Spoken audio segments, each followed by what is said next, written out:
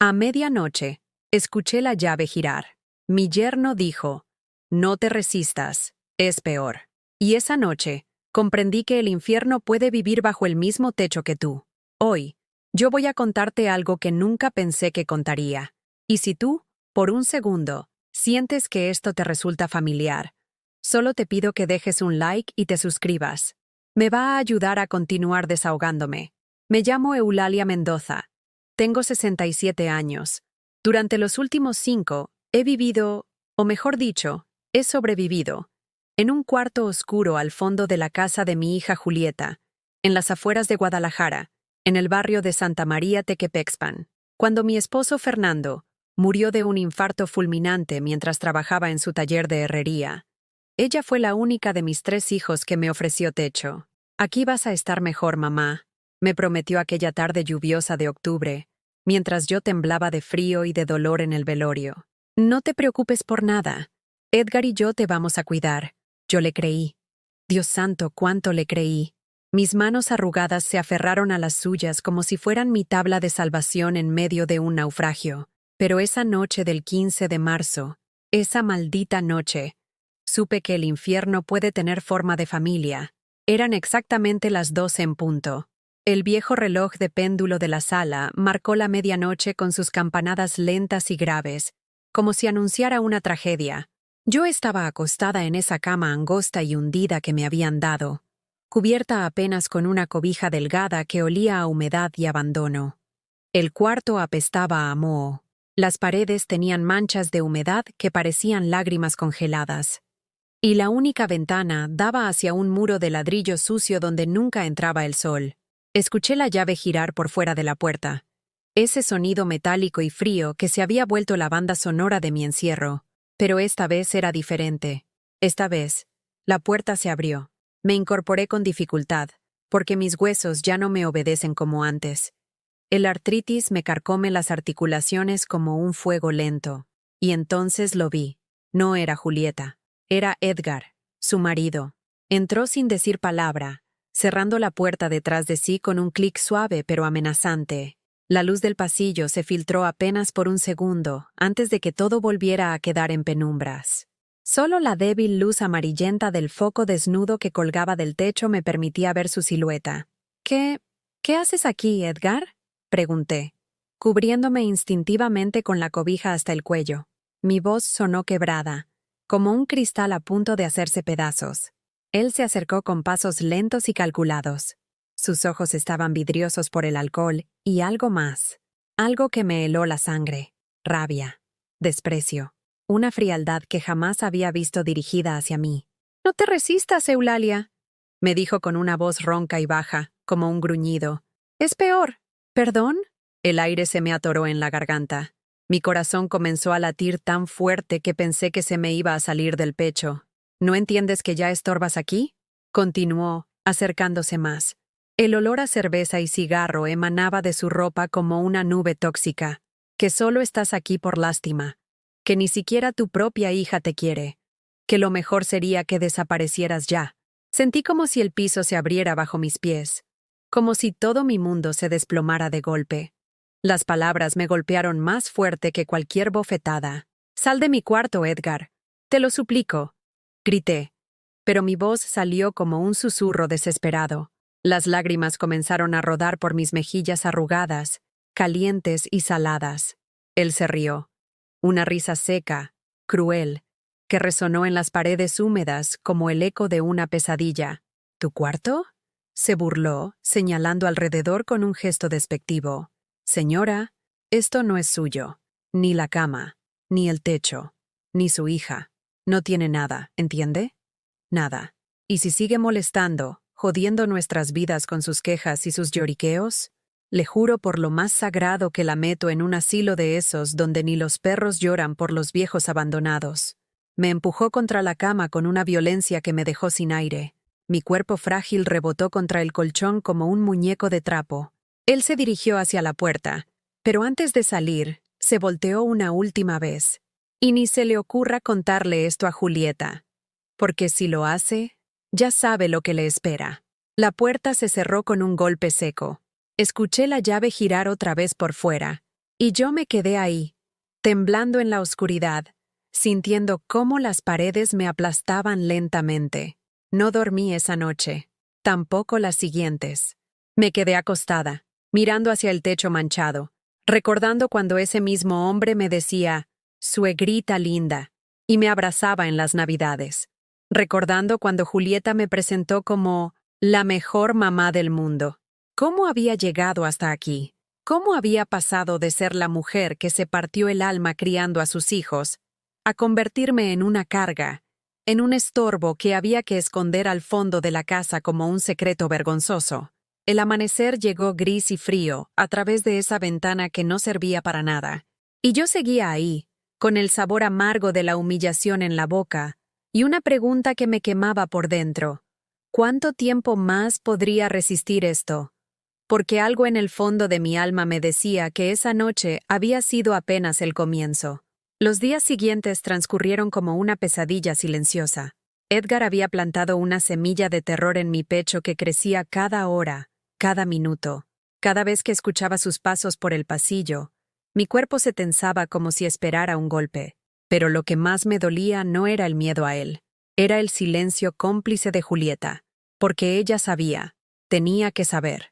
Una mañana, cuando me trajeron el desayuno, un pedazo de bolillo duro y un vaso de café aguado, me atreví a tocar el tema.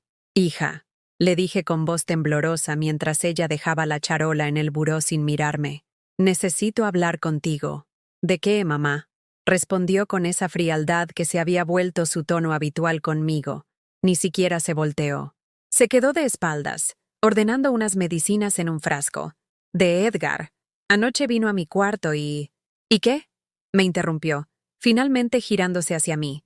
Sus ojos, que antes brillaban cuando me veía, ahora me miraban con hastío, como si fuera una niña caprichosa inventando cuentos. «Me amenazó, Julieta.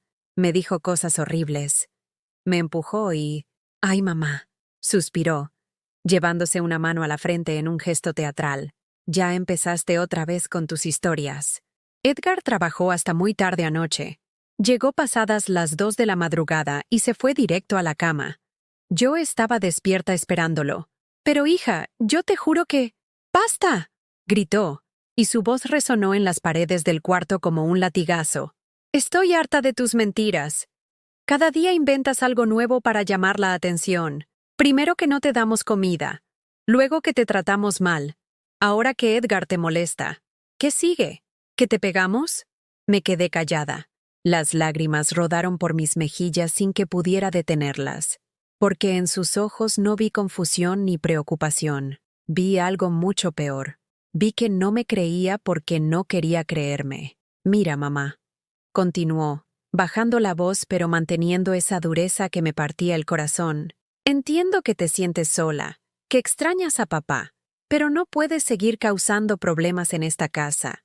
Edgar es un buen hombre, un buen padre, y no voy a permitir que lo difames con tus invenciones». Salió del cuarto azotando la puerta. El sonido del cerrojo girando fue como una sentencia de muerte. Me quedé ahí, sentada en la orilla de la cama, sosteniendo el vaso de café frío entre mis manos temblorosas. Y por primera vez en mi vida, me pregunté si realmente estaba perdiendo la razón, si todo esto era producto de mi mente cansada, de mi corazón roto por la viudez.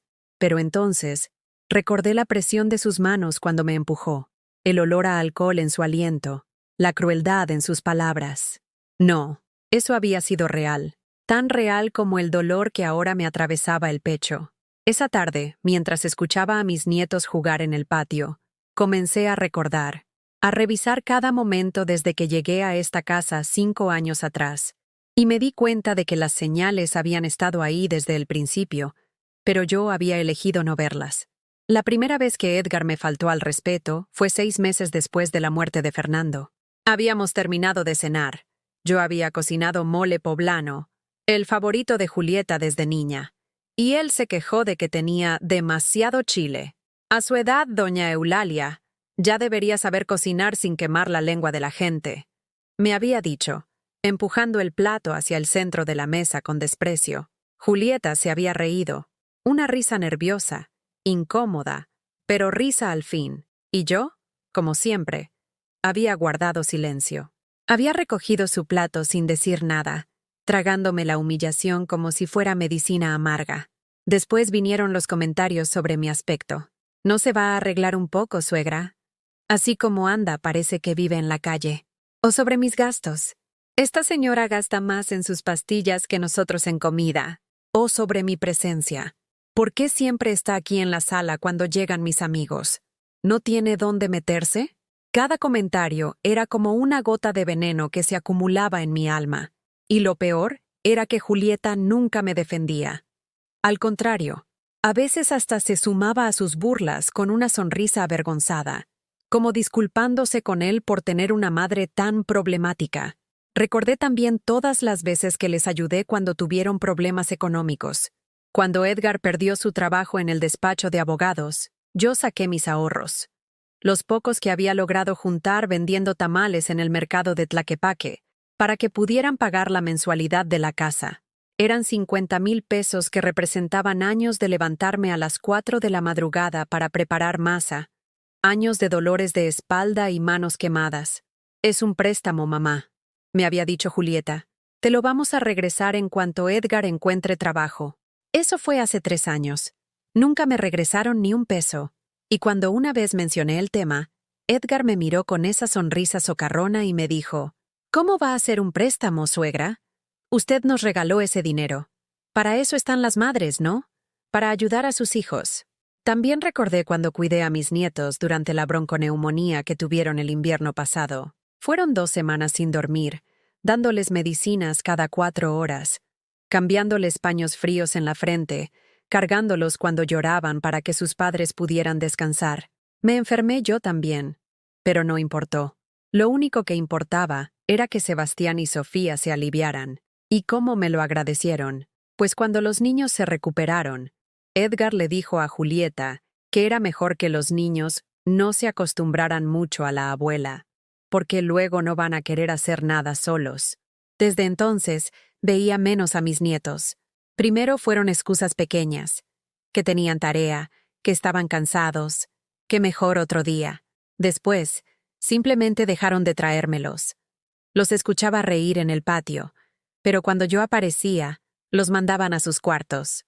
Una tarde, Sofía, que apenas tiene 6 años, se escapó y vino a mi cuarto. Se subió a mi cama y me abrazó con esos bracitos flaquitos que olían a champú de bebé. «Abue, ¿por qué ya no juegas conmigo?», me preguntó con esos ojos enormes que se parecen tanto a los de Julieta cuando era niña. «Porque tus papás dicen que estás muy ocupada, mi amor», le respondí, acariciando su cabello castaño. «Pero yo no estoy ocupada. Yo quiero que me cuentes cuentos como antes». En eso llegó Julieta, furiosa. «Sofía, ¿qué te he dicho de venir acá sin permiso?», la regañó, tomándola del brazo con más fuerza de la necesaria. «Ven acá ahora mismo». «Pero mami, yo quiero estar con Abue». «No, la abuela está enferma y necesita descansar. Vámonos». Y se la llevó.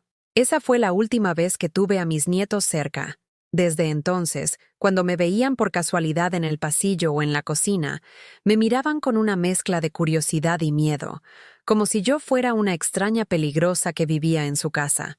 Esa noche, acostada en mi cama que cada día se sentía más como una celda, recordé las palabras que mi madre me había dicho el día de mi boda. «Hija, nunca olvides que la familia es lo único que tenemos en este mundo. Cuida a tus hijos, pero también exige que te cuiden a ti, porque el día que permitas que te falten al respeto, ese día dejas de ser su madre para convertirte en su sirvienta». ¿En qué momento había dejado de ser la madre de Julieta para convertirme en una carga? ¿En qué momento mi amor incondicional se había transformado en una debilidad que ellos podían explotar sin consecuencias? Las campanadas del reloj marcaron otra medianoche, y yo seguía despierta, sintiendo cómo el peso de tantos años de silencio me aplastaba el pecho, porque había entendido algo terrible. No me estaba volviendo loca. El problema era que había estado cuerda todo este tiempo, pero había elegido cerrar los ojos para no ver la verdad de que mi propia hija había permitido que me convirtieran en una prisionera en mi propio refugio. Los días se volvieron más oscuros después de esa conversación con Julieta. como si hubieran decidido que ya ni siquiera valía la pena fingir que me respetaban. Las comidas comenzaron a llegar más tarde, más frías, con menos cantidad. A veces era solo un pedazo de tortilla dura con frijoles refritos que ya tenían una costra encima. Otras veces, nada. Se me olvidó, decía Julieta cuando yo preguntaba por la comida a las 3 de la tarde. Pensé que ya habías comido. ¿Cómo iba a haber comido si llevaba encerrada desde la noche anterior? Un jueves por la mañana, lo recuerdo porque era el día que siempre escuchaba a la señora de la limpieza llegar, me desperté con un dolor terrible en el pecho. Era como si tuviera una piedra enorme presionándome las costillas, impidiéndome respirar bien. Me levanté tambaleándome y toqué la puerta. «Julieta, hija, ayúdame», grité con la poca voz que me quedaba. «Me duele mucho el pecho». Nadie respondió. Seguí tocando, cada vez más desesperada. El dolor se extendía hacia mi brazo izquierdo y comencé a asustarme de verdad. ¿Y si era el corazón? ¿Y si me estaba dando un infarto como a Fernando? Por favor, alguien, supliqué, golpeando la puerta con los puños hasta que me dolieron los nudillos. Después de lo que me parecieron horas, escuché pasos. La puerta se abrió y apareció Julieta, pero no sola. Edgar estaba detrás de ella, con los brazos cruzados y esa expresión de fastidio que se había vuelto permanente cuando me veía. ¿Ahora qué pasa?, preguntó Julieta sin acercarse, como si tuviera miedo de contagiarse de algo. Me duele mucho el pecho, hija. Creo que necesito ir al doctor, le dije, sosteniéndome del marco de la puerta porque las piernas me temblaban. Edgar se rió entre dientes. ¿Al doctor? ¿Y con qué dinero, señora? ¿Cree que el seguro social es gratis? Pero yo tengo mi credencial del IMSS, protesté débilmente. Tengo derecho... Sí, pero nosotros tenemos que llevarte, perder el día de trabajo, gastar en pasajes, interrumpió Julieta. ¿Y para qué, mamá? Siempre es lo mismo contigo. Todo te duele, todo te molesta. Ya no estamos para andar corriendo al hospital cada vez que te sientes mal. Hija, por favor, de verdad me siento muy mal. Tómate un té de manzanilla y descansa, dijo Edgar con esa sonrisa cruel que ya conocía tan bien. A tu edad, todos los dolores son normales. O casi todos, agregó mirándome con una intensidad que me heló la sangre. Cerraron la puerta. Yo me quedé ahí parada, sosteniendo mi pecho con ambas manos, sintiendo cómo el dolor físico se mezclaba con algo mucho peor, la certeza de que si me moría en ese cuarto, tardarían días en darse cuenta. Me arrastré hasta la cama y me acosté de lado, tratando de encontrar una posición que me doliera menos. Cerré los ojos y recé. No por sanarme, sino por tener fuerzas para soportar un día más. El dolor del pecho se quitó después de 2 días, pero algo más profundo se había roto en mi interior. Era como si hubiera cruzado una línea invisible. Ya no era su madre enferma, era su problema, su carga, su vergüenza. Fue entonces cuando comenzó lo que yo llamo la época de los olvidos. Porque Julieta desarrolló una memoria muy selectiva para todo lo que tenía que ver conmigo. Se olvidaba de darme las pastillas para la presión que el doctor me había recetado. «Ay, se me pasó completamente. Mañana te las doy». Mañana se convertía en pasado mañana, y pasado mañana en la semana siguiente. Se olvidaba de avisarme cuando venían visitas para que no saliera del cuarto en bata y pantuflas. Pero cuando algún familiar me veía y preguntaba por qué estaba tan demacrada, entonces sí se acordaba de regañarme delante de todos. «Es que mamá ya no se cuida como antes. Ya sabes cómo son los viejitos». Se olvidaba de decirme que habían cambiado el teléfono de la casa, así que cuando mi hermana Esperanza llamó desde Morelia para saber cómo estaba, le dijeron que ese número ya no existía. Esperanza pensó que me había mudado y no volvió a intentar contactarme. Pero lo que más me dolía era que se olvidaba de mis cumpleaños, de los días festivos, de las fechas que antes celebrábamos juntas. El Día de las Madres pasó sin que me dijera ni felicidades. Mi cumpleaños 67 llegó y se fue como cualquier otro día. Navidad fue apenas un murmullo de risas y música que llegaba desde la sala, mientras yo comía un sándwich frío en mi cuarto porque no había lugar en la mesa para todos. Una noche, escuché que llegaron invitados. Risas, música, el tintineo de copas. Era viernes y aparentemente estaban celebrando algo. El olor de la barbacoa que Edgar estaba preparando en el patio se filtraba hasta mi cuarto y me hizo rugir el estómago. Llevaba comiendo solo galletas saladas desde el desayuno. Me armé de valor y salí. En la sala estaban los hermanos de Edgar con sus esposas, algunos vecinos, y hasta don Aurelio, el compadre de Fernando que siempre me había tenido cariño. Al verme, don Aurelio se levantó inmediatamente. «Doña Eulalia, ¿cómo está usted?» Hacía tanto que no la veía. «Bien, don Aurelio, aquí andamos», respondí, tratando de sonreír a pesar de que me daba pena que me viera en esas fachas. Traía una bata vieja y el cabello despeinado porque nadie me había avisado que habría gente. «Siéntese, siéntese», me dijo, ofreciéndome su silla. «¿Ya comió?» Edgar hizo una barbacoa deliciosa. Antes de que pudiera responder, Julieta apareció como un rayo. «Ay, mamá, ¿qué haces aquí?», me dijo con una sonrisa forzada. «Estás en pijama. Ve a cambiarte, por favor». «Pero, hija, tengo hambre. Ahorita te llevo algo a tu cuarto», me interrumpió, tomándome del brazo con más fuerza de la necesaria. «Don Aurelio, discúlpela. Mamá está un poco confundida últimamente. Ya sabe cómo es la edad». Don Aurelio me miró con preocupación, pero yo ya no tuve fuerzas para protestar. Me dejé llevar de vuelta a mi cuarto como una niña regañada. La comida nunca llegó. Al día siguiente, don Aurelio vino específicamente a verme. Tocó en mi puerta y me dijo que quería platicar conmigo. Julieta se negó rotundamente. «No puede recibir visitas, don Aurelio. Está muy delicada de salud y el doctor dice que necesita reposo absoluto». Le mintió descaradamente, pero se veía bien ayer. Fue solo un momento de lucidez. Créame, es mejor así. Desde la ventana de mi cuarto, alcancé a ver a don Aurelio caminar hacia su carro, moviendo la cabeza con tristeza. Era la última conexión que me quedaba con mi vida anterior, con las personas que me conocían como algo más que una carga. Esa noche lloré como no había llorado desde el funeral de Fernando. Pero estas lágrimas eran diferentes. No lloraba por la muerte de mi esposo. Lloraba por mi propia muerte en vida, porque me había dado cuenta de algo terrible.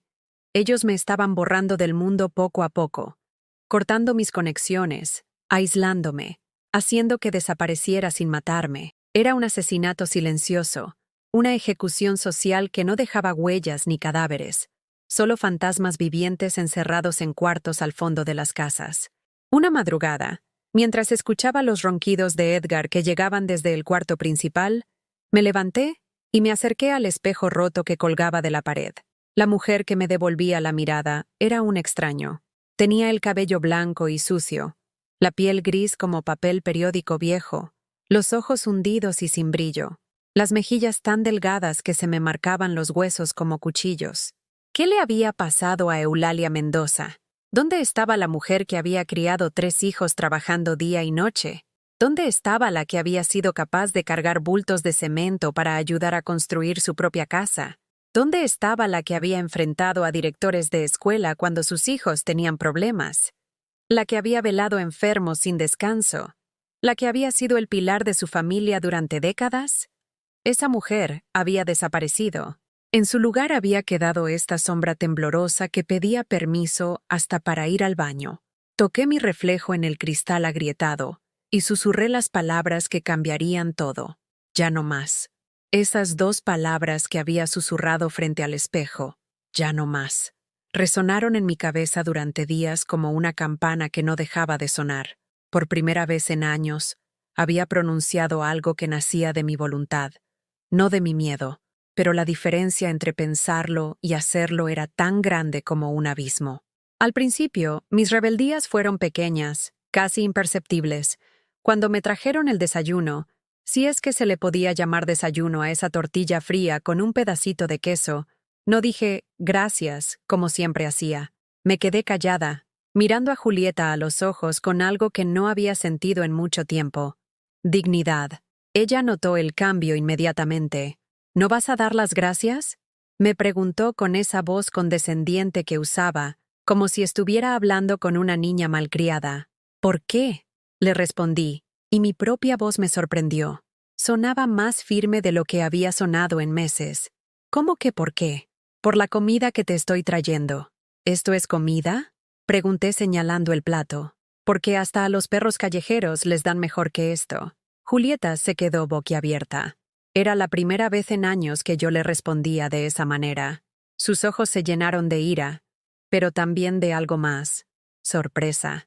Como si hubiera visto hablar a un mueble. ¿Cómo te atreves?, me gritó.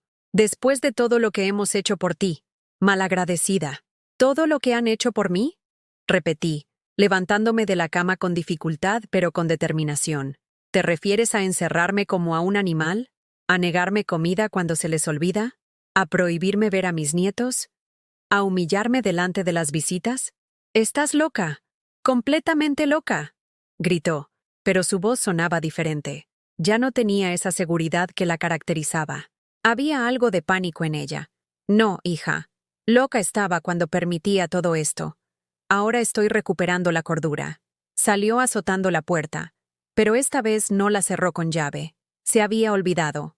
O tal vez el shock la había confundido tanto que no pudo concentrarse en su rutina de carcelera. Esperé unos minutos y, muy despacio, giré la perilla. La puerta se abrió. El pasillo se extendía frente a mí como un túnel hacia la libertad. Mis piernas temblaron, no de miedo sino de emoción. ¿Cuánto tiempo había pasado desde la última vez que pude salir de ese cuarto cuando yo quise? Caminé hacia la cocina. Cada paso una pequeña victoria. El piso de mosaico se sentía frío bajo mis pies descalzos. Pero era la primera sensación agradable que había tenido en semanas. En la cocina encontré algo que me hizo llorar. El refrigerador estaba lleno. Había jamón, queso, frutas, verduras, leche fresca, todo lo que a mí me habían negado durante tanto tiempo. Con manos temblorosas, me preparé un sándwich de verdad. Pan fresco, jamón, queso, tomate, lechuga. Le puse mayonesa y hasta un poco de aguacate. Era como si estuviera redescubriendo los sabores después de meses de subsistir con migajas. Mientras comía de pie en la cocina, saboreando cada bocado como si fuera el último, escuché voces en el cuarto de Julieta. Ella estaba hablando por teléfono, y su voz llegaba hasta donde yo estaba. «No sé qué le pasa a Edgar. Está muy rara». Me contestó muy feo y no quiso dar las gracias por la comida. «Sí, yo también creo que ya está perdiendo la cabeza completamente». No la encerré. Se me olvidó. ¿Cómo que qué vamos a hacer? Pues lo que habíamos planeado desde hace tiempo. Ya es hora. Se me heló la sangre. ¿Qué habían planeado? ¿Desde cuándo? Las palabras de Edgar aquella noche volvieron a mi mente. Le juro que la meto en un asilo donde ni los perros lloran por usted. Terminé mi sándwich rápidamente y regresé a mi cuarto, cerrando la puerta suavemente. Pero ya no me acosté en la cama como una enferma. Me senté en la única silla que había. Enderecé la espalda y esperé. No tuve que esperar mucho. 1 hora después, Julieta regresó acompañada de Edgar. Los dos tenían esa expresión seria que ponían cuando iban a dar malas noticias. Pero esta vez yo los estaba esperando. «Mamá, tenemos que hablar», dijo Julieta, pero ya no con la autoridad de antes. Había algo nervioso en su voz. «Los escucho», respondí sin levantarme de la silla, sin bajar la mirada. Edgar fue directo al grano, como siempre. «Mire, doña Eulalia, hemos estado pensando y creemos que usted necesita atención especializada. Hay lugares muy buenos donde pueden cuidarla mejor que nosotros». «¿Lugares?», pregunté, aunque ya sabía exactamente a qué se refería. «Un hogar de ancianos», dijo Julieta rápidamente. «Muy bonito, muy limpio, con enfermeras las 24 horas, actividades, gente de su edad». «Ah», dije, asintiendo lentamente. «Un asilo». «No es un asilo, mamá. Es una residencia para adultos mayores», protestó Julieta, pero sus ojos no podían sostener mi mirada. «¿Y cuándo decidieron esto?», pregunté con una calma que me sorprendió a mí misma. «Pues, es que…», Julieta balbuceó, buscando las palabras. «Desde hace tiempo venimos viendo que usted está muy confundida», interrumpió Edgar. «Las cosas que inventa, las quejas sin fundamento, la agresividad de hoy. Claramente necesita ayuda profesional». Me levanté de la silla muy despacio. Mis articulaciones protestaron, pero logré ponerme de pie con dignidad. Los miré a los dos. A estos dos seres que habían sido mi familia y que ahora se veían como extraños frente a mí. ¿Saben qué? Les dije con una voz que salió más fuerte de lo que esperaba. Tienen razón. Los dos parpadearon, sorprendidos por mi respuesta. ¿En serio? Preguntó Julieta. Sí, tienen razón en que estoy confundida, pero no como ustedes creen. Estoy confundida porque no entiendo cómo pude haber criado a una hija tan cruel. Estoy confundida porque no sé en qué momento mi amor incondicional se volvió debilidad. Estoy confundida porque creí que la familia era para protegerse unos a otros, no para destruirse. Mamá, no exageres. No he terminado, grité, y mi voz resonó en toda la casa como un rugido de león herido. Tienen razón en que necesito ayuda, pero no la que ustedes creen. Necesito ayuda para entender cómo permití que me trataran como un estorbo cuando yo fui quien les dio la vida, quien trabajó día y noche para que tuvieran un futuro, quien les enseñó valores que evidentemente nunca aprendieron. Edgar dio un paso hacia mí con esa expresión amenazante que ya conocía. Cuidado con lo que dice, señora. ¿O qué? Lo retopé, por primera vez en mi vida mirándolo sin miedo. ¿Me vas a pegar? ¿Me vas a empujar otra vez? Hazlo, pero esta vez grita, para que los vecinos se den cuenta de qué clase de hombre eres. Se detuvo en seco. Por primera vez lo vi dudar. Lo vi retroceder. ¿Sabes qué, Edgar? Continué. Tienes razón en una cosa. Debería irme de aquí, pero no a donde ustedes quieren mandarme. Me voy a ir a donde yo decida, cuando yo decida, y como yo decida. Julieta comenzó a llorar. Pero ya no eran lágrimas que me conmovían. Eran las lágrimas del manipulador que ve que está perdiendo control. Mamá, por favor, no digas esas cosas. Nosotros te queremos, solo queremos lo mejor para ti. Si me quisieran, le dije, acercándome a ella hasta quedar a centímetros de su cara, no me tendrían encerrada como a una prisionera. Si me quisieran, no me negarían comida ni medicinas. Si me quisieran, no me alejarían de mis nietos. Si me quisieran, no estarían planeando deshacerse de mí como si fuera basura. Me dirigí hacia la puerta, pero antes de salir me volví una última vez. Mañana voy a llamar a mi hermana Esperanza. Voy a contarle exactamente cómo me han tratado. Y también voy a llamar a don Aurelio, a la señora Carmen de la tienda, a todos los que me conocen desde antes de que ustedes me convirtieran en este fantasma. Mamá, no puedes. ¿No puedo qué? ¿Hablar? ¿Decir la verdad? ¿Buscar ayuda?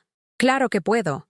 Y lo voy a hacer. Salí del cuarto y esta vez fui yo quien cerró la puerta, pero no con llave, porque ya no era su prisionera.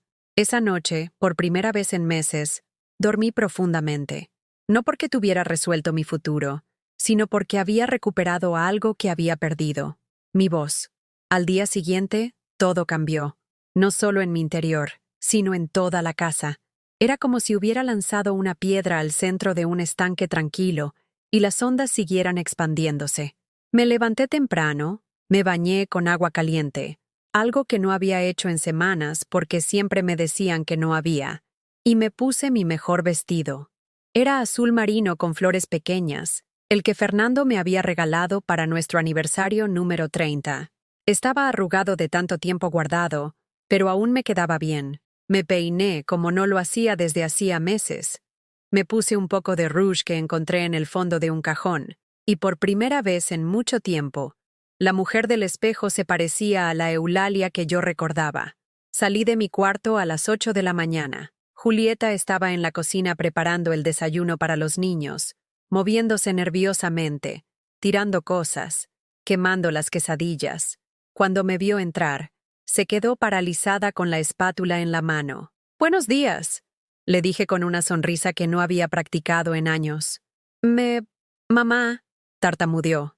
«¿Qué haces levantada tan temprano?» «Voy a salir», respondí simplemente, sirviendo café en una taza limpia. «¿A dónde?» «A hacer diligencias», dije, disfrutando de la expresión de pánico que se dibujó en su rostro. Sebastián y Sofía bajaron corriendo las escaleras, uniformados para la escuela. Al verme, se detuvieron abruptamente. Era la primera vez en meses que me veían fuera de mi cuarto, vestida como una persona normal. «¡Abue!», gritó Sofía, corriendo hacia mí con los brazos abiertos. Por instinto, Julieta se interpuso entre nosotros. Sofía, no. La abuela está enferma. No te puede abrazar. Estoy perfectamente bien, dije con firmeza, arrodillándome para quedar a la altura de mi nieta. Y quiero abrazarte mucho, mi amor. Sofía me abrazó con esa fuerza pura que solo tienen los niños, y por un momento sentí que mi corazón se llenaba de una calidez que había olvidado que existía. Olía a champú de bebé y a galletas de canela. Abue, ¿por qué no viniste a mi obra de teatro? Me preguntó con esos ojos enormes llenos de inocencia. Hice de árbol y todo. Me quedé helada. ¿Qué obra de teatro? Miré a Julieta, que había palidecido completamente. ¿Cuándo fue tu obra, mi cielo? La semana pasada. Mami dijo que estabas muy enferma y que no podías ir. Otra mentira. Otra exclusión. Otra forma de borrarme de la vida de mis nietos.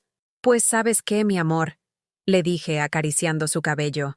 La próxima vez que tengas algo importante, yo voy a estar ahí. Te lo prometo.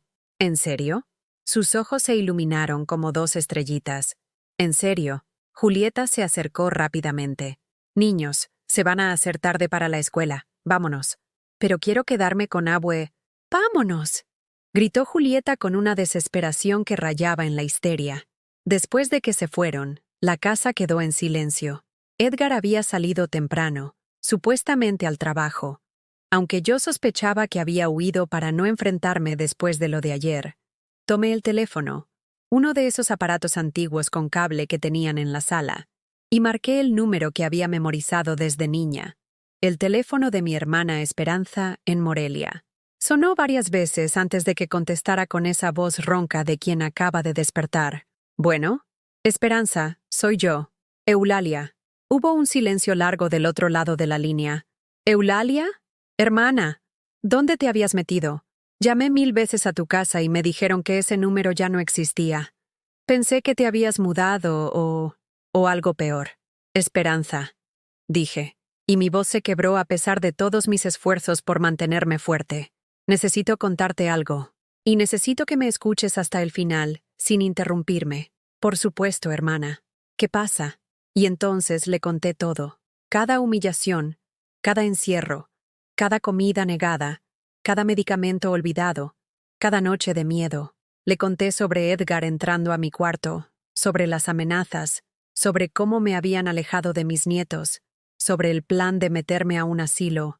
Le conté sobre los 5 años de degradación silenciosa que había vivido. Esperanza lloraba del otro lado de la línea. La escuchaba sollozar mientras yo le relataba mi calvario con una calma que me sorprendía. Dios santo, Eulalia, susurró cuando terminé. ¿Por qué no me dijiste nada antes? Porque tenía vergüenza. Porque no quería admitir que mi propia hija era capaz de tratarme así. Porque seguía esperando que las cosas cambiaran, que volviera a ser la niña que yo crié.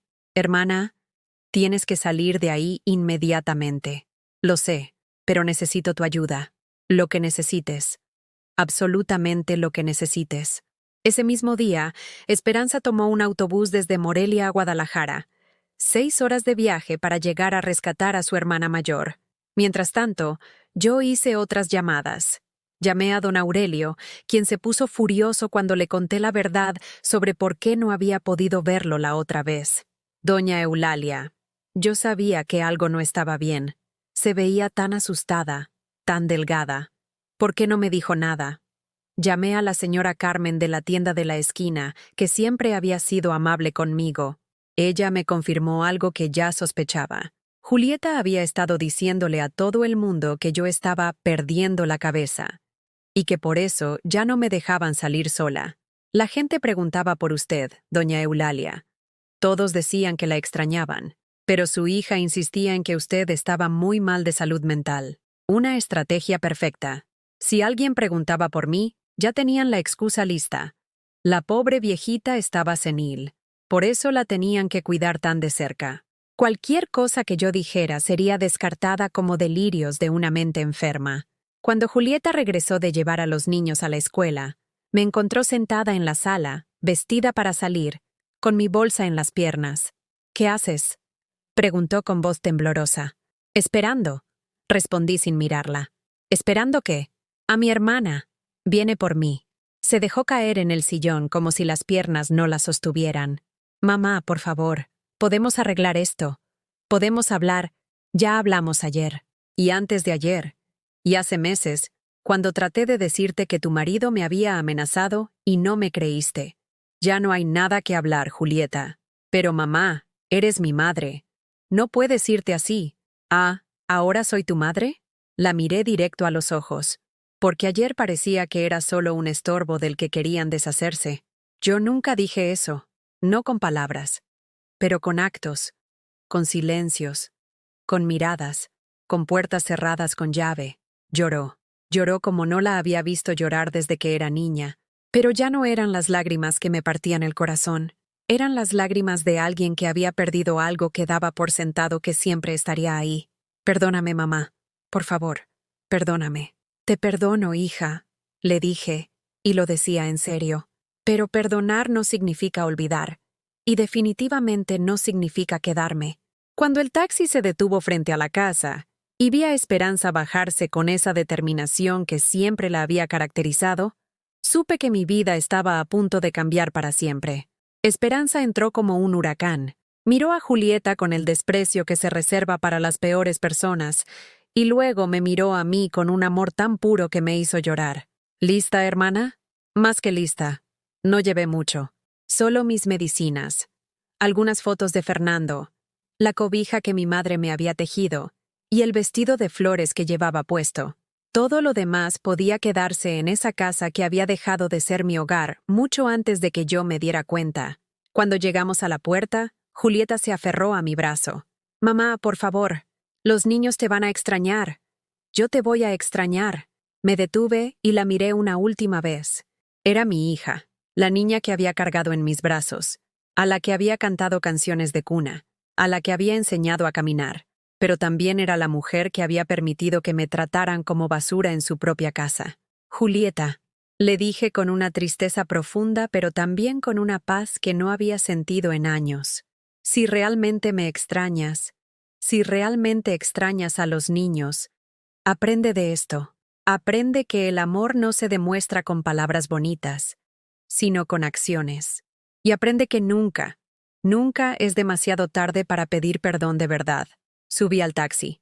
Esperanza subió después de mí, y mientras nos alejábamos de esa casa, no miré hacia atrás, porque por primera vez en 5 años estaba mirando hacia adelante. Los primeros días en casa de Esperanza en Morelia fueron como despertar de una pesadilla que había durado años. Su casa era pequeña pero llena de luz, con plantas en todas las ventanas y el olor a café recién hecho que me recordaba nuestra infancia. Por las mañanas me despertaba asustada, esperando escuchar el sonido de una llave girando, pero solo escuchaba el canto de los pájaros y la voz de mi hermana preparando el desayuno. «¿Cómo dormiste, hermana?», me preguntaba cada mañana, y yo no sabía cómo explicarle que dormir sin miedo era algo que había olvidado que existía. Durante 2 semanas, pensé que había escapado para siempre, que podría reconstruir mi vida en Morelia, ayudar a Esperanza con su pequeño negocio de costura, conocer a los vecinos, volver a ser una persona normal. Pero la familia no te deja ir tan fácil cuando has sido su fuente de alivio durante tanto tiempo. El primer ataque llegó por teléfono. Era Sebastián, mi nieto, llorando al otro lado de la línea. «Abue, ¿por qué te fuiste?», sollozaba con esa voz quebrada de niño. «Mami dice que ya no nos quieres porque nos portamos mal contigo». Se me partió el corazón. Puse la bocina en altavoz para que Esperanza escuchara, porque ya no quería enfrentar sola las manipulaciones de mi hija. «Mi amor, yo los amo más que a mi vida», le dije con la voz temblorosa. Me fui porque necesitaba estar en un lugar donde me traten bien, donde no me encierre nadie. Pero eso no significa que no los quiera. «Entonces, ¿por qué no regresas?»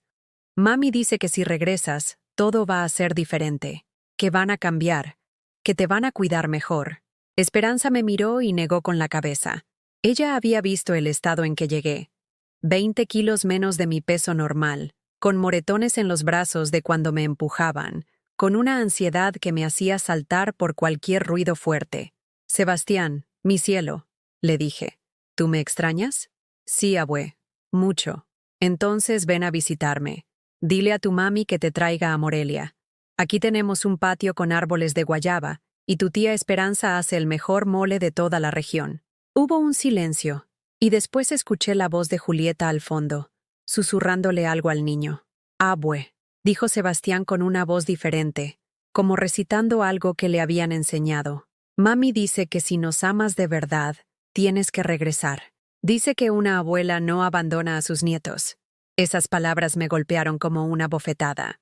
Después de todo lo que había vivido, después de años de encierro y humillaciones, ¿ahora yo era la que abandonaba? Pásame a tu mamá, le dije con una calma que no sentía. Hola, mamá.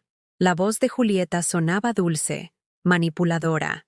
¿Ya se te quitó el berrinche? ¿Berrinche? Repetí, sintiendo cómo la rabia comenzaba a hervirme en el pecho.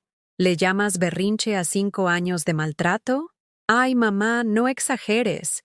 Ya hablé con Edgar y estamos dispuestos a hacer cambios. Puedes regresar y todo va a ser diferente. ¿Qué clase de cambios? Pues, ya no te vamos a encerrar tanto, y vamos a cenar juntos los domingos. Y puedes ver a los niños más seguido. Esperanza me arrebató el teléfono. Oye, niña malagradecida, le gritó a Julieta con esa fuerza que siempre había tenido. ¿No tienes vergüenza? ¿Cómo te atreves a pedirle que regrese después de cómo la trataron? Tu hermana llegó aquí desnutrida, asustada, como un fantasma. Tía, usted no sabe cómo son las cosas. Mamá está muy delicada, necesita cuidados especiales. Mentirosa. Tu madre está perfectamente bien. Lo que necesita es estar lejos de ustedes, que la trataron peor que a un animal. Si no me la regresa, voy a ir por ella, amenazó Julieta, y por primera vez en semanas sentí ese miedo familiar en el estómago. Ven por ella, la retó Esperanza. Pero vas a encontrarte conmigo, y te aseguro que no te va a gustar lo que tengo que decirte. Colgó el teléfono con tanta fuerza que el aparato tembló. No van a venir por ti, me dijo abrazándome. Mientras yo esté viva, nadie te va a hacer daño otra vez. Pero yo conocía a Julieta, conocía su obstinación, su necesidad de control, y sobre todo, conocía a Edgar. Si ellos habían decidido que yo tenía que regresar, no se iban a dar por vencidos fácilmente. El segundo ataque llegó 3 días después. Esta vez fue Sofía quien llamó, pero su voz sonaba rara, como si estuviera leyendo. Abue. Estoy muy triste porque te fuiste. Me duele la pancita de tanto llorar. El doctor dice que me voy a enfermar si sigues sin regresar. ¿Qué doctor, mi amor? Pregunté, aunque ya intuía la respuesta. El doctor que vino a verme porque no puedo comer desde que te fuiste. Dice que tengo una enfermedad que se llama... Hubo una pausa, como si estuviera leyendo. Trastorno de abandono de abuela. Esperanza y yo nos miramos con horror. Estaban usando a mis propios nietos como armas emocionales, inventando enfermedades para manipularme. Mi cielo, ¿puedes poner a tu mami al teléfono? Sí, abue. Pero por favor regresa. No quiero morirme de tristeza. Cuando Julieta tomó el teléfono, mi voz salió como un rugido. ¿Cómo te atreves a usar a tus hijos de esa manera? ¿Cómo te atreves a meterles esas ideas en la cabeza? Mamá, los niños realmente están muy afectados. Sofía no ha comido bien desde que te fuiste. Sebastián tiene pesadillas. Necesitan a su abuela. Mentirosa. Si realmente estuvieran enfermos, los habrías llevado a un doctor de verdad. No inventarías diagnósticos falsos. ¿Cómo sabes que son falsos? ¿Acaso eres doctora? Sé que son falsos porque te conozco, Julieta. Porque sé cómo manipulas, cómo mientes, cómo usas a tus propios hijos para conseguir lo que quieres. Hubo un silencio largo, y cuando volvió a hablar, su voz había perdido toda pretensión de dulzura. Está bien, mamá. ¿Quieres jugar rudo? Vamos a jugar rudo. Si no regresas en una semana, me voy a asegurar de que no vuelvas a ver a tus nietos nunca más en tu vida. ¿Me estás amenazando? Te estoy avisando. Puedo alejar a los niños de ti para siempre. Puedo mudarme a otra ciudad, cambiar de teléfono, hacer que desaparezcas de sus vidas completamente. ¿Es eso lo que quieres? El miedo me paralizó, no por mí, sino por Sebastián y Sofía. Ellos no tenían la culpa de tener una madre manipuladora. Ellos me querían de verdad, y yo los quería a ellos más que a mi propia vida. Dame tiempo para pensarlo, logré decir. Tienes una semana. Esa noche no pude dormir. Esperanza me encontró llorando en la cocina a las 3 de la madrugada. No puedo perder a mis nietos, le dije. Son lo único bueno que me queda de esa familia.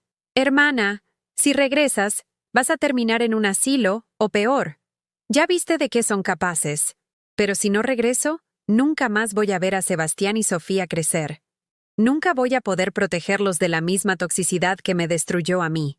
Esperanza se sentó a mi lado y me tomó las manos. ¿Sabes qué creo? Que hay una tercera opción. Una que Julieta no se está esperando. ¿Cuál? Que pelees. Que no te rindas, pero tampoco regreses a ser su víctima. Que busques ayuda legal. Que documentes todo lo que te hicieron. Que demuestres que eres una abuela competente que no representa ningún peligro para sus nietos. ¿Crees que es posible?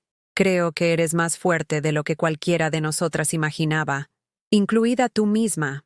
Al día siguiente fuimos a ver a un abogado especialista en derechos de adultos mayores y familia. Le contamos toda la historia, y él tomó notas cuidadosamente. Señora Mendoza, me dijo al final, usted tiene derechos. Como abuela, tiene derecho a mantener una relación con sus nietos, y como adulta mayor, tiene derecho a vivir libre de maltrato. Lo que le hicieron constituye violencia familiar. ¿Pero puedo realmente hacer algo legal? Podemos solicitar un régimen de visitas con sus nietos. Y también podemos presentar una denuncia por maltrato. Con las llamadas grabadas que me mencionó su hermana, y con testigos que puedan corroborar su estado cuando llegó a Morelia, tenemos un caso sólido. Por primera vez en semanas, sentí algo parecido a la esperanza. ¿Cuánto tiempo tomaría? Unos meses. Pero señora, le voy a ser honesto. Va a ser una batalla. Su hija va a pelear, va a tratar de desacreditarla, va a usar todas las mentiras que ya ha inventado sobre su estado mental. ¿Y cree que pueda ganar? Creo que merece la oportunidad de intentarlo. Esa noche llamé a Julieta. Mi voz sonaba diferente, más firme, más decidida. Hija, he tomado una decisión. ¿Vas a regresar? No. Pero tampoco voy a permitir que me alejes de mis nietos. Mañana mi abogado va a presentar una demanda para establecer un régimen de visitas. Y también va a presentar una denuncia por maltrato familiar. Hubo un silencio tan largo que pensé que había colgado. Mamá, no puedes hablar en serio. Muy en serio. Tan en serio como cuando me encerraban con llave. Tan en serio como cuando me negaban comida. Tan en serio como cuando tu marido me amenazó en mi propia habitación. Nadie te va a creer. Ya veremos. Y colgué. Pero esta vez no sentí miedo. Sentí algo que no había sentido en años. Poder. La demanda se presentó un martes por la mañana. Para el miércoles por la tarde, toda la familia de Edgar, media colonia de Guadalajara, y hasta algunos conocidos de Morelia, ya sabían que la loca de la suegra estaba demandando a su propia hija. Julieta había activado una maquinaria de difamación que yo no esperaba, pero que mi abogado, el licenciado Hernández, me había advertido que sucedería. Van a tratar de pintarla como una anciana senil y vengativa. Me había dicho, prepárese para que cuestionen todo. Su capacidad mental, sus motivos, incluso su amor por sus nietos.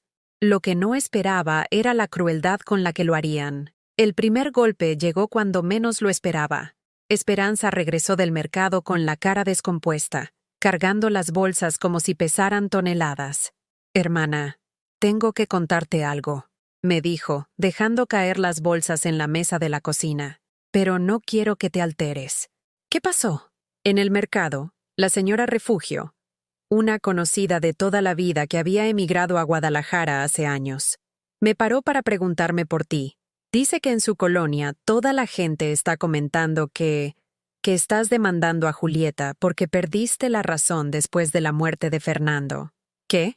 Dice que Julieta está contando que tú inventas cosas, que la acusas de maltrato cuando ella te cuidaba día y noche, que hasta amenazaste con hacerte daño si no te daban dinero para vicios. Sentí como si me hubieran arrojado agua helada. Cada palabra era una puñalada dirigida exactamente donde más dolía. Mi reputación, mi cordura, mi dignidad. ¿Vicios? Repetí, incrédula. ¿Qué vicios? Dice que te volviste problemática con el alcohol después de quedarte viuda, que por eso te tenían que cuidar tanto, para que no te hicieras daño. Me senté pesadamente en una silla. La estrategia era diabólica, pero perfecta. ¿Quién iba a creer a una viuda alcohólica y senil que acusaba a su abnegada hija de maltrato? ¿Quién iba a cuestionar la versión de una madre de familia respetable que sacrificaba su tranquilidad cuidando a una anciana problemática? Pero lo peor estaba por venir. 2 días después, mientras desayunábamos, sonó el teléfono. Era una voz que no reconocí al principio. ¿Doña Eulalia Mendoza? Sí, ¿quién habla? Soy trabajadora social del DIF municipal de Guadalajara. Me llamo Leticia Vargas. Hemos recibido una denuncia sobre usted y necesitamos verificar algunas cosas. El corazón se me aceleró. Esperanza se acercó y puso la llamada en altavoz. ¿Qué tipo de denuncia? Nos reportaron que usted está viviendo en condiciones inadecuadas, que posiblemente está siendo manipulada por terceros para presentar acusaciones falsas contra su familia y que podría estar en peligro debido a deterioro cognitivo. Eso es mentira, dije, pero mi voz sonó temblorosa. Señora, entiendo que esto es delicado, pero necesitamos hacer una evaluación en persona. ¿Podría recibirnos mañana por la mañana? Después de colgar, Esperanza y yo nos quedamos en silencio. La jugada era maestra. Ahora no solo cuestionaban mi versión de los hechos, sino que habían logrado que el mismo sistema que debería protegerme viniera a investigarme a mí. Van a tratar de declararme incapaz, murmuré. No van a poder, dijo Esperanza con más convicción de la que sentía. Tú estás perfectamente bien. Cualquiera que hable contigo 5 minutos se va a dar cuenta. Pero cuando llegaron los trabajadores sociales al día siguiente, me di cuenta de que ya llegaban con una idea preconcebida. Eran 2 mujeres jóvenes que me miraban con esa mezcla de lástima y desconfianza reservada para los ancianos problemáticos. Doña Eulalia, vamos a hacerle algunas preguntas de rutina, dijo la que se había presentado como Leticia. ¿Sabe qué día es hoy? Viernes 23 de marzo. ¿Quién es el presidente de México? Andrés Manuel López Obrador. ¿Recuerda por qué está aquí en Morelia? Porque mi hija y su esposo me maltrataron durante 5 años en Guadalajara y decidí salir de esa situación con la ayuda de mi hermana. Las 2 trabajadoras se miraron. Una de ellas anotó algo en su libreta.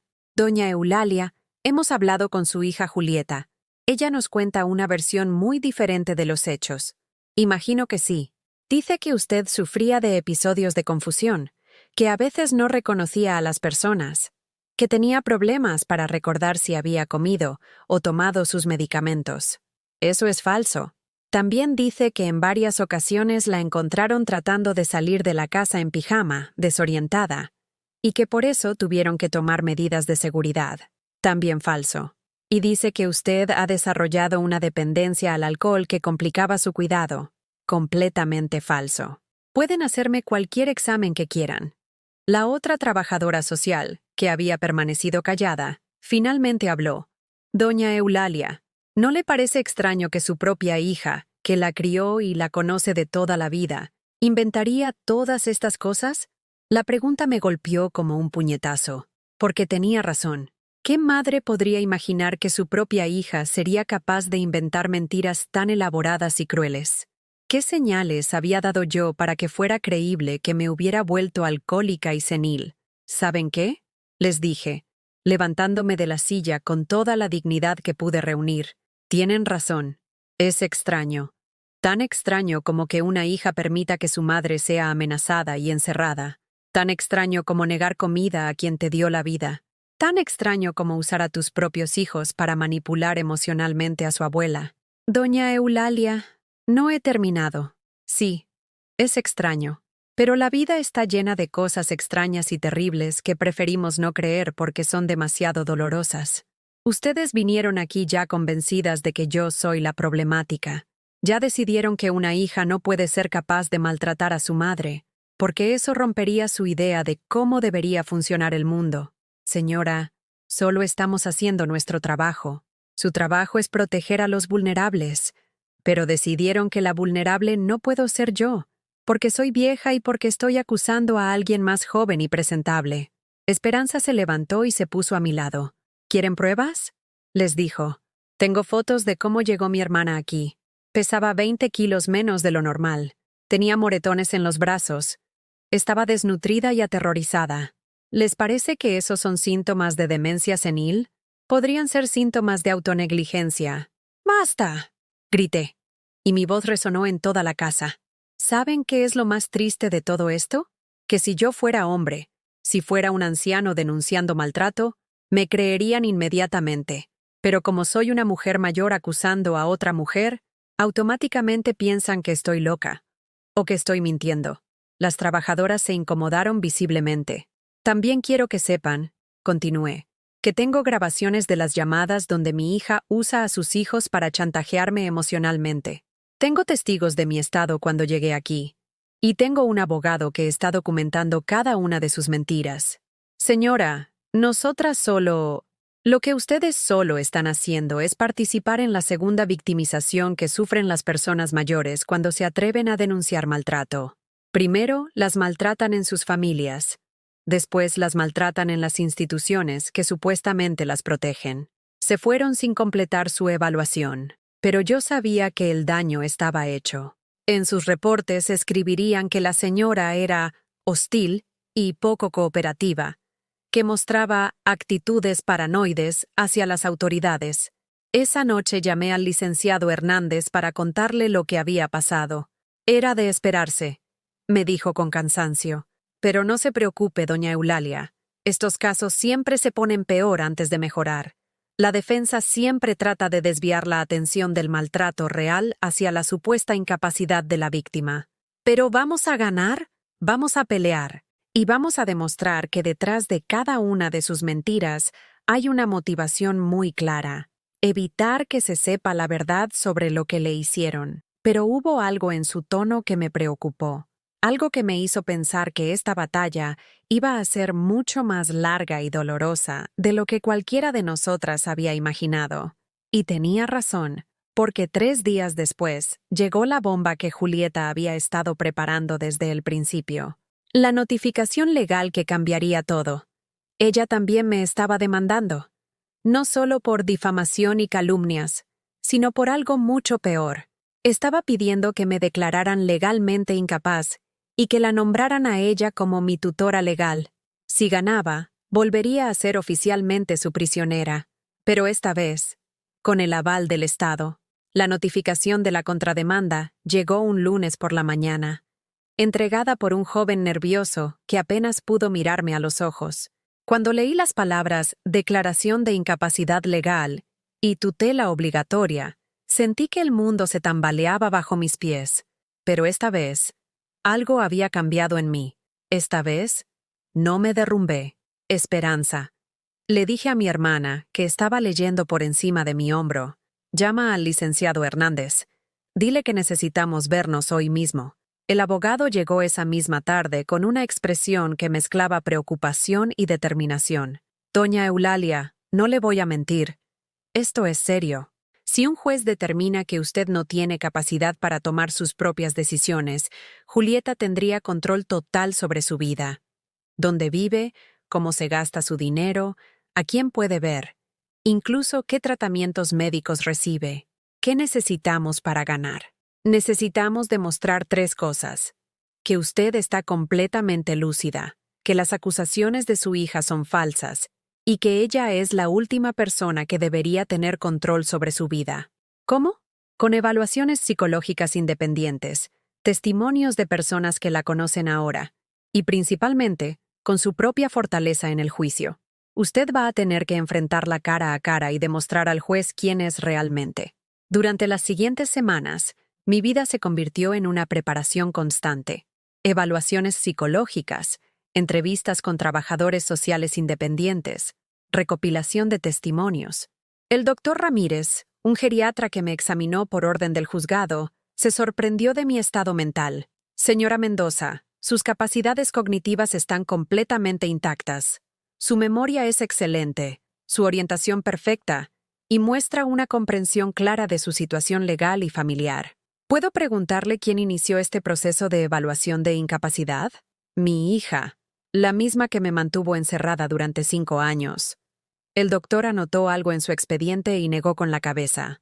Es lamentable, pero he visto casos similares. A veces las familias inician estos procesos no porque el adulto mayor esté incapacitado, sino porque su lucidez se ha vuelto inconveniente para ellos. También vinieron a testificar personas que me conocían. Don Aurelio hizo el viaje desde Guadalajara específicamente para declarar. Su honor, le dijo al juez durante una audiencia preliminar. Conozco a doña Eulalia desde hace 30 años. Era una mujer fuerte, trabajadora, inteligente. Cuando traté de visitarla en casa de su hija, me dijeron que estaba muy mal de la cabeza, pero cuando la veo ahora, es la misma mujer de siempre. La única diferencia es que ahora tiene paz en los ojos en lugar de miedo. La señora Carmen de la tienda también vino a declarar. La última vez que vi a doña Eulalia antes de que se fuera a Morelia, estaba irreconocible, delgada, asustada, vestida con ropa sucia. Su hija me decía que ya no sabía ni cómo vestirse sola, pero yo la conocí durante años comprando en mi tienda, y siempre fue una mujer impecable y muy inteligente. Ahora que la veo otra vez, volvió a ser la de antes. Pero el testimonio más poderoso vino de donde menos lo esperaba.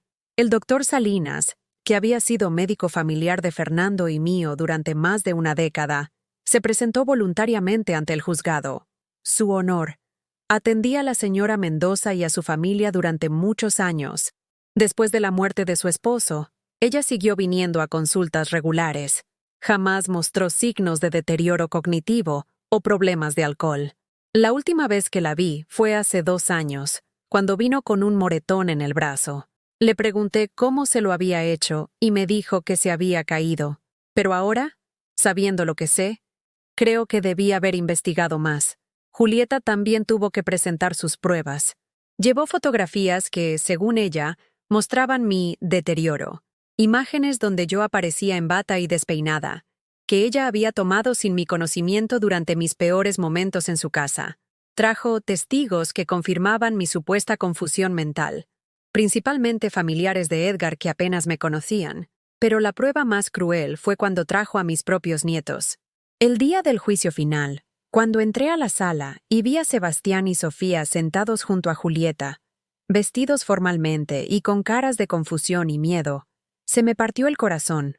Ellos no entendían por qué estaban ahí, por qué su abuela y su mamá estaban peleando en un lugar tan serio y frío. Julieta se veía diferente. Había perdido peso, tenía ojeras profundas, y cada vez que me miraba, sus ojos se desviaban inmediatamente. Edgar, sentado detrás de ella, mantenía esa expresión arrogante que yo conocía también, pero había algo nervioso en la forma en que tamboreaba los dedos sobre la mesa. Cuando llegó mi turno de declarar, me levanté con la espalda recta y caminé hacia el estrado. El juez, un hombre mayor de expresión seria pero ojos amables, me pidió que contara mi versión de los hechos. Y entonces hice algo que no había hecho en 5 años. Conté la verdad completa, sin miedo, sin disculpas, sin minimizar nada. Hablé del encierro, de las comidas negadas, de las amenazas nocturnas de Edgar, de cómo me alejaron de mis nietos, de la humillación constante, de las mentiras que inventaron sobre mi salud mental. Hablé con una voz clara, sin llorar, sin dramatizar, solo exponiendo los hechos con la serenidad de quien ya no tiene nada que perder. Cuando terminé, el juez me hizo preguntas directas. Señora Mendoza, ¿entiende usted las implicaciones de esta demanda? Perfectamente, Su Honor. Mi hija quiere que me declaren incapaz para poder controlar mi vida, como controlaron los últimos 5 años de ella. ¿Y qué opina de las acusaciones que hace su hija sobre su estado mental? Opino que es muy conveniente que yo haya desarrollado problemas mentales justo después de empezar a denunciar el maltrato que recibía. Y opino que si realmente estuviera tan mal como ella dice, no estaría aquí defendiéndome con tanta claridad. ¿Tiene algo más que agregar? Me levanté y miré directamente a Julieta. Ella finalmente sostuvo mi mirada, y en sus ojos vi algo que no había visto en años. Vergüenza. Su honor. Quiero decir que yo amé a esa mujer desde antes de que naciera. La llevé en mi vientre. La alimenté con mi cuerpo. Trabajé día y noche para darle un futuro mejor. Y si hoy está aquí tratando de quitarme mi libertad, es porque fracasé como madre en enseñarle que el amor verdadero no controla, sino que libera. Pero también quiero decir que ya no soy su víctima, que encontré mi voz y mi fuerza, y que sin importar lo que decida este tribunal, yo ya gané mi libertad el día que decidí que merecía algo mejor. El juez deliberó durante 2 horas que se sintieron como años. Cuando regresó a la sala, todos estábamos en silencio absoluto. Después de revisar toda la evidencia presentada, dijo con voz solemne, este tribunal determina que la señora Eulalia Mendoza se encuentra en pleno uso de sus facultades mentales. No existe justificación para declarar su incapacidad legal. Además, continuó, se ordena un régimen de visitas obligatorio que permita a la señora Mendoza mantener contacto regular con sus nietos, y se recomienda a la Fiscalía revisar las acusaciones de maltrato familiar presentadas en este caso. Esperanza me abrazó llorando. El licenciado Hernández sonrió por primera vez en semanas. Y yo, simplemente respiré. Respiré como no había respirado en 5 años. Cuando salimos del juzgado, Julieta me alcanzó en la escalinata. Venía sola. Edgar se había escabullido por una salida lateral. «Mamá», me dijo con voz quebrada. «Perdóname. Ya te perdoné hace mucho tiempo, hija», le respondí. Pero perdón no significa que vaya a olvidar. Y definitivamente no significa que vaya a regresar. ¿Puedo al menos saber dónde vas a estar? ¿Para las visitas con los niños? El licenciado te va a informar todo lo necesario. Se alejó cabizbaja, y por un momento sentí lástima por ella, pero luego recordé todas las noches de miedo, todas las comidas negadas, todas las humillaciones, y la lástima se desvaneció. 2 meses después, me mudé a un pequeño departamento en el centro de Morelia. No es grande, pero tiene ventanas enormes por donde entra el sol toda la mañana, y un balcón lleno de plantas que cuido con la paciencia que antes dedicaba a cuidar personas que no lo merecían. Los niños me visitan cada 15 días. Al principio venían tensos, confundidos por todo lo que había pasado, pero poco a poco han ido relajándose. Ahora Sebastián me cuenta de su equipo de fútbol, y Sofía me enseña los dibujos que hace en la escuela. Son visitas supervisadas, pero están llenas de risas y abrazos genuinos. Julieta aún no ha venido. El licenciado me dice que está en terapia psicológica, tratando de entender cómo llegó a tratar a su propia madre de esa manera. Tal vez algún día venga a visitarme. Tal vez no. Ya no depende de mí. Porque aprendí algo fundamental. No puedes obligar a nadie a amarte correctamente, pero sí puedes exigir que te respeten. Y si no lo hacen, puedes alejarte con la cabeza en alto. Cada mañana me despierto cuando quiero, desayuno lo que se me antoja, y salgo a caminar por el parque sin pedirle permiso a nadie. Es una libertad simple, pero después de 5 años de encierro, cada decisión propia se siente como un milagro. ¿Has vivido alguna vez algo parecido a lo que te conté? ¿Conoces a alguien que haya pasado por una situación así? Me gustaría mucho que me lo contaras en los comentarios. Y si esta historia te llegó al corazón, por favor dale like y suscríbete al canal. Necesito que este mensaje llegue a alguien más que tal vez necesite escucharlo. Nunca es demasiado tarde para recuperar tu dignidad.